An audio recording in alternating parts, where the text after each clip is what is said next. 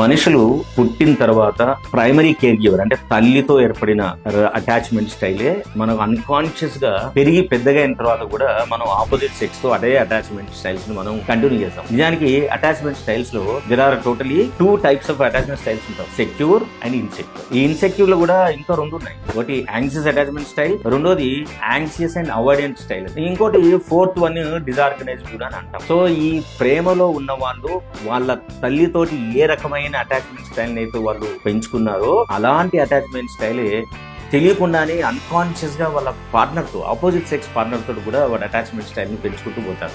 అందుకే కొన్ని అటాచ్మెంట్స్ వ్యక్తులకు విపరీతమైన యాంగ్జైటీ కలిగిస్తుంది, భయాన్ని కలిగిస్తుంది, అవతల వ్యక్తుల పొజిషన్ ఉండేటట్టు చేస్తుంది, అవతల వ్యక్తులు ఏది చేసినా సరే మాకు చెప్పి చేయాలన్నట్టు ప్రవర్తిస్తుంటారు.